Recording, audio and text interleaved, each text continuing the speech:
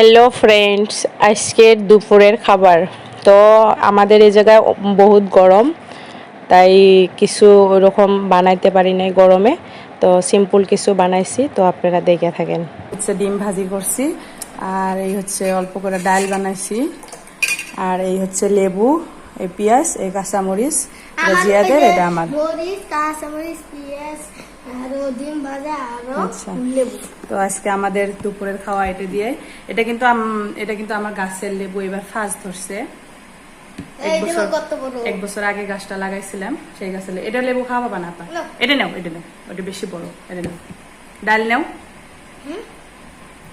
ডাল নাও। তো আপনারা কেরা কি দিয়ে ভাত খাইতেছেন সবই বলবেন, আমাকে একটু দেখো। না, হবো। আমি হচ্ছে ডাল, লেবু এগুলো দিয়ে বেশি ভালো পাই মাছ মাংসর থেকে। এরকম করে ডিম ভেজে ডাল দিয়ে লেবু দিয়ে